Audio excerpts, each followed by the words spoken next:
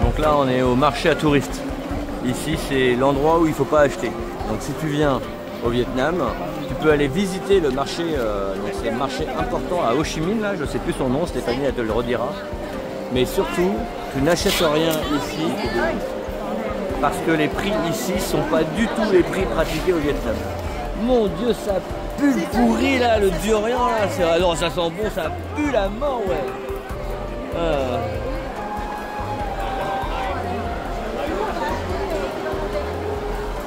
Je sais pas.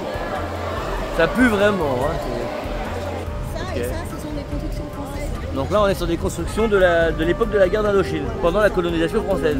Ok. Tu connais les dates? Non. Tu chercheras. Je demanderai à mon ami. Oui. Et donc une partie des deux tours de la cathédrale est malheureusement en travaux. Alors bon, il en faut, hein, donc il faut des travaux. Donc voilà, pas le choix, c'est comme ça. La cathédrale Notre-Dame de Ho Chi Minh a été construite entre 1877 et 1880, pendant la période coloniale française. Elle a été entièrement bâtie avec des matériaux importés de France, et c'est justement ce qui pose problème aujourd'hui dans la restauration. On discutait, grâce à Stéphanie notamment, avec une personne qui nous expliquait qu'il fallait commander les matériaux, attendre de les recevoir, et ainsi de suite. Une fois qu'ils étaient posés, il fallait à nouveau attendre que les nouveaux matériaux arrivent pour pouvoir continuer la restauration de la cathédrale.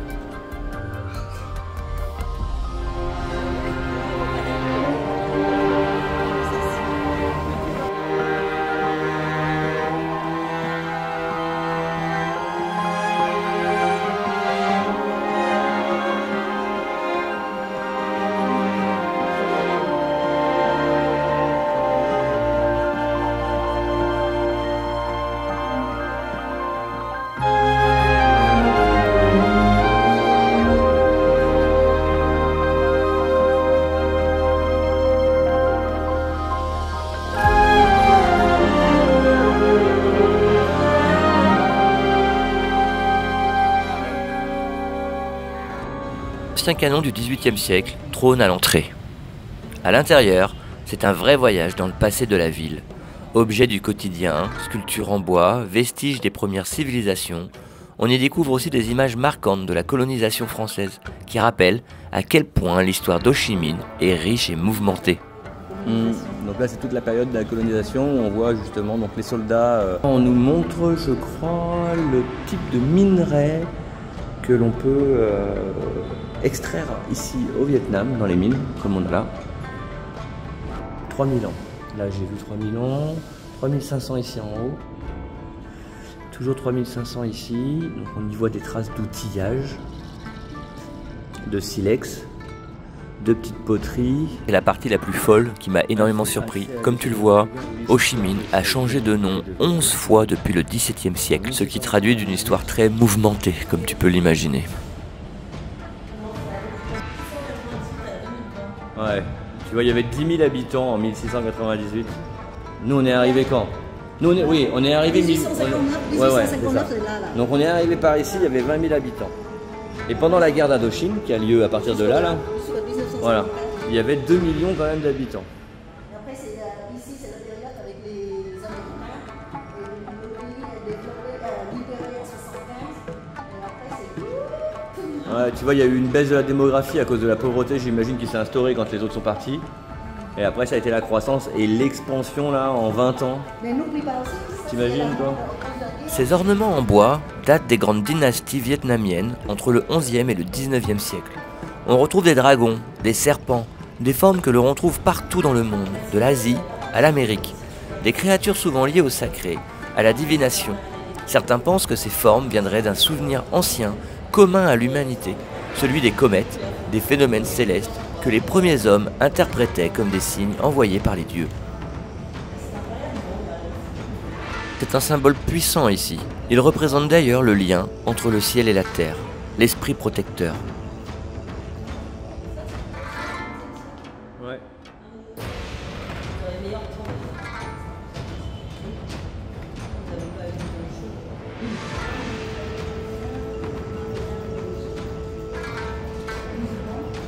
En nous promenant ici, il est essentiel de se rappeler que c'est notre histoire, celle des colons, qui a jeté les bases de la guerre que le Vietnam a dû traverser. La guerre du Vietnam, ce n'est pas seulement une histoire d'un pays contre un autre. Après notre défaite, ce sont les États-Unis qui ont tenté d'imposer leur volonté d'entrer dans cette lutte pour ce qu'ils pensaient être une victoire facile. Mais le Vietnam a résisté, a défendu son indépendance. Et aujourd'hui, la situation est préoccupante. On voit une concentration du pouvoir grandissante et peu à peu, nos libertés individuelles sont rognées. Ce n'est pas une simple hypothèse, c'est une réalité qu'il faut reconnaître. Le système semble de plus en plus se diriger vers un modèle autoritaire, où les choix des citoyens sont restreints sous couvert de sécurité ou de bien-être collectif. Il est essentiel de ne pas fermer les yeux sur cette dérive. Si nous continuons à ignorer ces signes, nous risquons de perdre ce qui a été acquis au prix de nombreuses luttes, ce qui a façonné nos démocraties. L'histoire nous enseigne que ces tensions peuvent finir par conduire à des conflits. Nous devons être vigilants et garder notre liberté d'action et d'expression.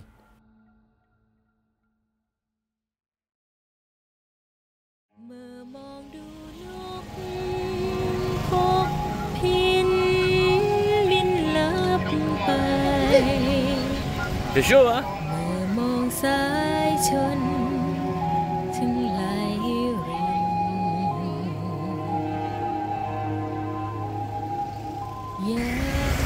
Bon alors, après avoir marché pendant longtemps, nous voilà arrivés dans le bon quartier. Le quartier chinois qui est droit devant nous là-bas. Donc alors on sait bien, on est au Vietnam, hein, mais voilà, étant donné qu'il y avait un quartier chinois à Ho Chi Minh, on s'est dit bah pourquoi pas y aller. Donc on est en direction du quartier chinois.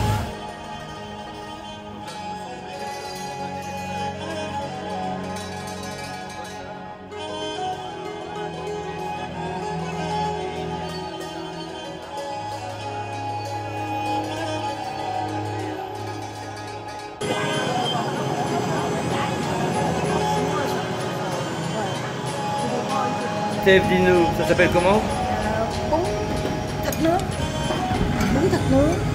Bún thịt nướng. Ok, donc ça a l'air plutôt appétissant. Nico c'est un grand plat et Stéphanie c'est un petit plat.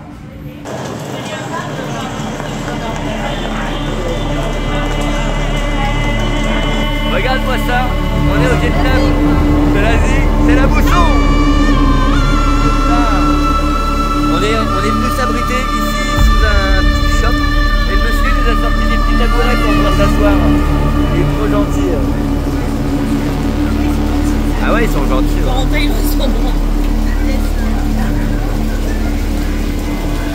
Là ici dans la rue, on s'est arrêté pour observer cette dame qui utilisait donc des appareils manuels pour travailler le tofu. Donc en gros, elle utilise ces barres de bois pour pouvoir écraser et créer la forme du tofu et surtout le vider de son eau. Tu sens l'odeur de tofu là?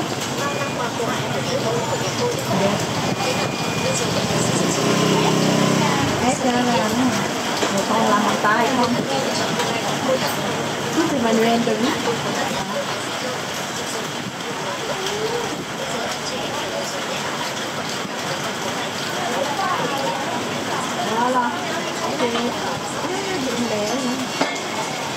C'est vraiment artiste. Voilà, il y a un peu poussé. T'as vu l'eau qui tombe? Ouais. Voilà, c'est comme ça. Ok. Donc là, on va sous la pluie pour aller manger une fave. C'est une clair. soupe traditionnelle du Vietnam. Ouais, c'est la mousson ici, hein. On se prend des déluges.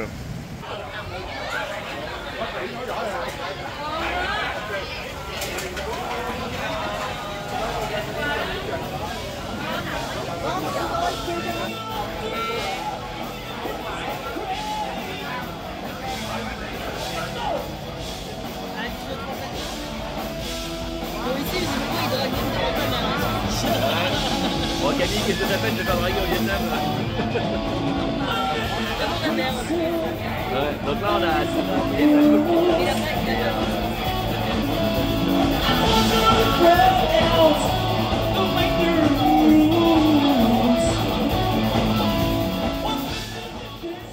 Après le repas, nous sommes repartis dans la rue animée et là on a vraiment été choqués. Regarde un petit peu ce groupe, c'est des enfants. Elle, la fille là derrière, elle a une présence mais c'est complètement dingue. Je te laisse écouter. Le petit là c'est pareil, il va nous faire un bœuf avec sa guitare. On était waouh.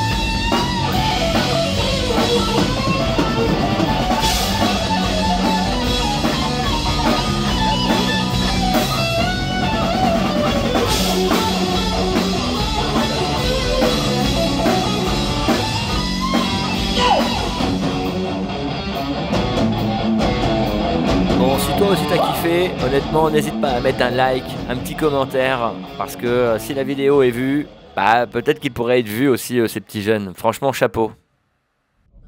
Gym ở trong cái phòng, còn trong cái sàn nó gần đâu đó khoảng 15 phút đi bộ tới nó có cái Bon voilà, il est 8h30 du matin. On est au Vietnam. Donc Tunan et sa petite femme nous accompagnent pour aller voir une pagode aujourd'hui. Mais là, je t'avoue que, bah voilà, tu vois, voilà. Ça, c'est mon petit déjeuner. Ouais, moi, je peux pas là.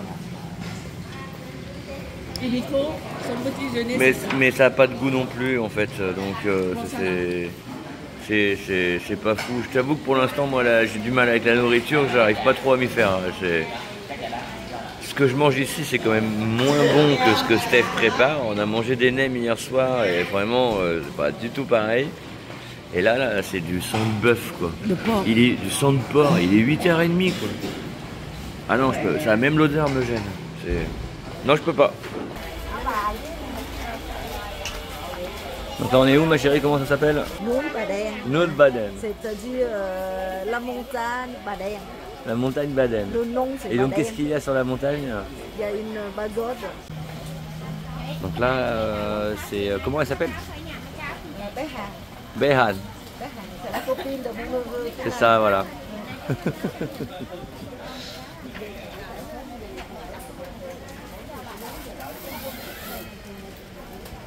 Donc on va aller faire des offrandes.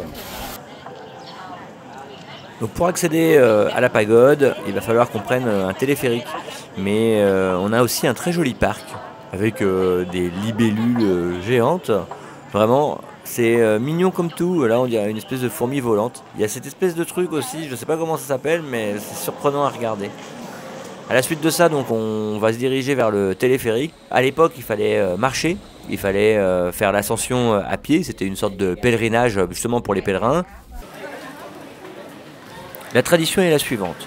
Chaque début d'année et chaque fin d'année, on va aller donc dans les pagodes faire des offrandes à leur divinité, donc Bouddha. Le but principal, est de pouvoir faire une demande particulière sur l'année à venir et remercier aussi l'année qui vient de s'écouler. On remercie pour la bonne année qui s'est écoulée, pour la réussite, la prospérité, et on va à nouveau faire des demandes au début de l'année qui suit pour à nouveau espérer d'avoir une année prospère.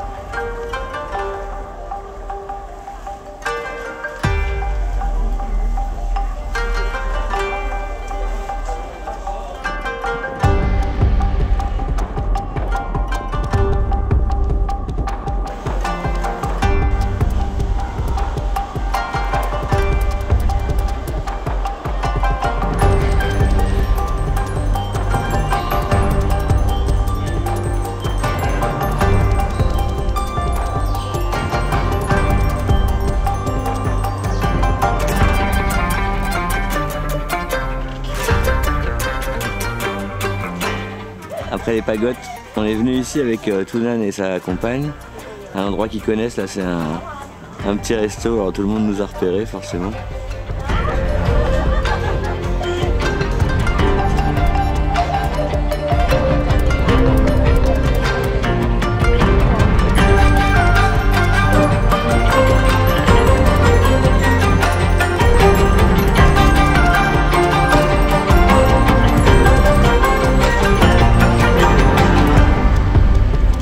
Un petit peu du poivre pour pas bouger.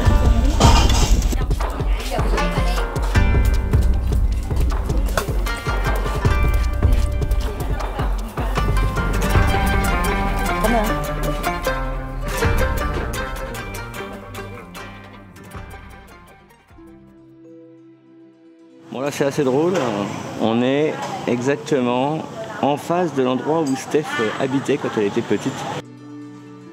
Finalement, 40 ans après, c'est ce que Stéphanie croyait. On n'était absolument pas à l'endroit où elle avait grandi, mais nous n'étions pas très loin. Après avoir demandé son chemin à sa sœur par téléphone, nous avons repris la route, repris la grande allée, où tu vois, c'est bondé, c'était incroyable, on était vraiment encerclés par les scooters. On voit qu'il y a même la police qui fait la circulation au niveau des stops. Et là, on trouve la devanture noire dont sa sœur parlait. On rentre dans la rue, on pose des questions, on tombe sur un petit monsieur avec qui on discute. Et ce monsieur, en posant des questions à Stéphanie, réussit à identifier de quelle famille elle vient. Effectivement, il ne faut pas oublier que cela fait 40 ans que Stéphanie et sa famille ont quitté les lieux. Certains pour venir en France, d'autres pour rester au Vietnam, comme sa sœur, Ki Wing.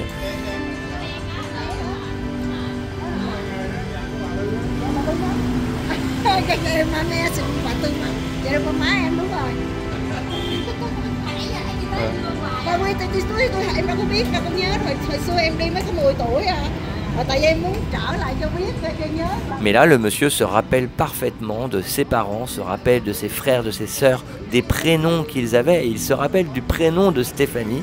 Et il se rappelle surtout que Stéphanie et sa sœur Sylvie couraient dans la rue, là, dans cette rue, rentraient dans les maisons des uns et des autres, allaient manger à la table des uns et des autres. C'est quand même un moment assez émouvant et Stéphanie, du coup, se reprojette dans son enfance. Elle a vécu au Vietnam jusqu'à l'âge de ses 13 ans, donc il lui reste quand même encore une bonne dose de souvenirs.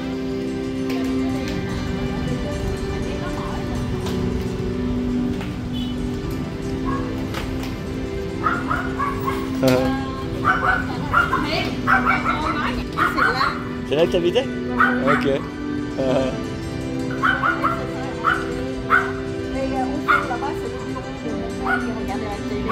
Ouais. Le mur de gauche, en dessous, il y a notre cachette à l'époque. Tu sais, il y a une porte en dessous. Ok. On était juste à côté depuis tout à l'heure en fait. Oui, oui. Et tu te rappelles pas du quartier? Et coucou tout le monde. Bon, on se retrouve là pour te Juste petite information, aujourd'hui on est quel jour on est On est mardi 17 décembre et là donc ce qu'on va faire c'est qu'on va récupérer Camille, on va la retrouver au Cap Saint-Jacques, de Ho Chi Minh à Cap Saint-Jacques. Nous on a décidé de prendre d'abord un taxi et puis donc ensuite on va prendre un ferry. Un ferry. En 2h, 2h30 de traversée. 2h30 je crois. Camille est partie devant nous hier pour aller se poser un petit peu, profiter de la mer. Bon là on est dans le ferry toujours et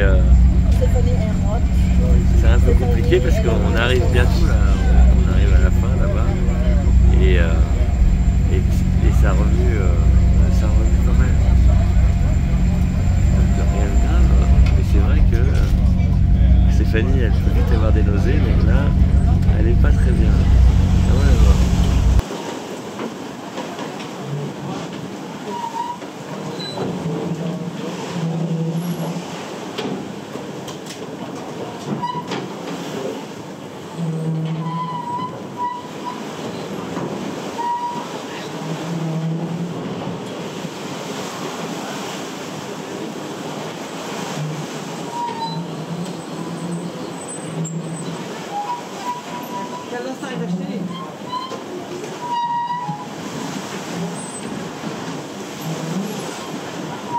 T'as vu comment ça bouge?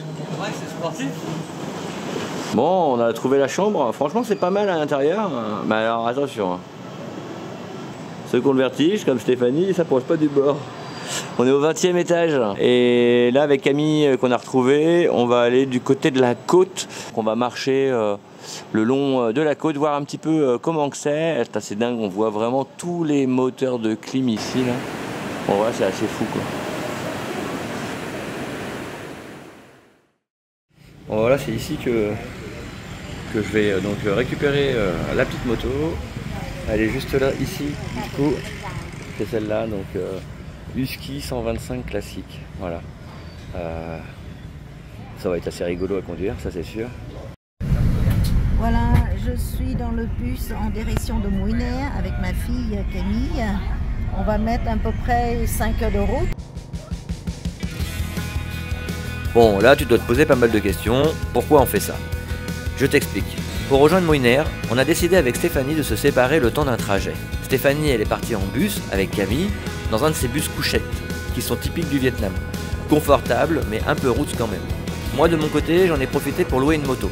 J'ai déjà eu une 125 par le passé, il y a à peu près une quinzaine ou une vingtaine d'années, mais je t'avoue que ça fait longtemps et surtout, je n'ai jamais roulé sur des routes telles que celles du Vietnam et encore moins pour l'aventure qu'on prépare. Donc l'idée, c'était de me refaire un peu la main, reprendre des sensations avant qu'on se lance vraiment dans l'aventure qu'on prépare depuis un petit moment. Acheter notre propre moto ici au Vietnam et partir explorer les routes du Cambodge, du Laos et du Vietnam. Un projet qui nous fait rêver, mais qui demande quand même un petit peu d'entraînement. Faut pas oublier qu'on aura la moto, nous deux et les deux gros sacs. Comme on appelle ça des petits bateaux de pêcheurs, c'est très traditionnel. J'en ai vu tout à l'heure et je me suis pas arrêté. Ils vendaient aussi les produits de la pêche là, à même le sol. Alors, il y avait une odeur franchement sur la route, c'était costaud. Bon là c'est l'heure de la petite pause manger, donc je viens de m'arrêter là et j'ai trouvé un petit resto sur la route. Plutôt sympa, très accueillant. Tu vois, ils font du Bon Bo, Faux Bo et comme 3, je sais pas comment tu dis. Donc du coup moi j'ai pris un Comme Son, celui en bas à droite là. Voilà. Du coup elle m'a donné ça la dame, je croyais que c'était des petites bananes, mais en fait c'est, je crois que c'est c'est bon, c'est du manioc je crois. Il y a quelque chose de vraiment grisant à se retrouver là, seul, sur la moto, à tracer la route, à travers des paysages qui n'ont rien à voir avec ce que j'ai l'habitude de voir. Ici, tout est nouveau. Les odeurs, les couleurs, la végétation, même la manière dont les gens conduisent. Et c'est ça qui est fou. Ce sentiment de liberté totale, être juste là, le vent qui passe, et l'impression d'être exactement à ma place au bon moment.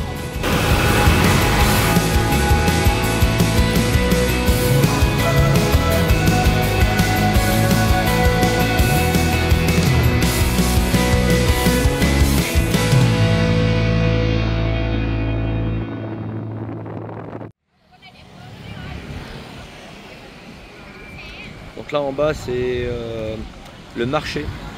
C'est un marché, donc tu vois les Les gens là, sous les bâches, ils vendent en fait les produits qui ont été pêchés.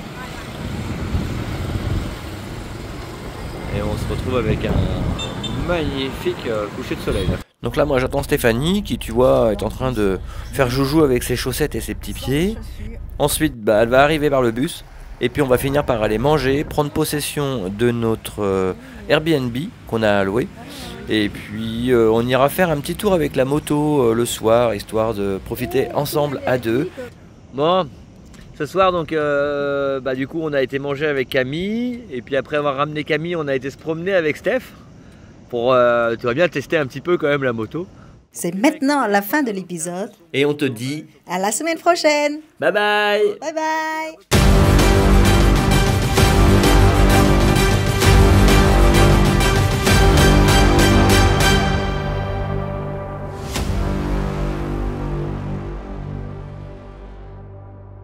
Si tu aimes nos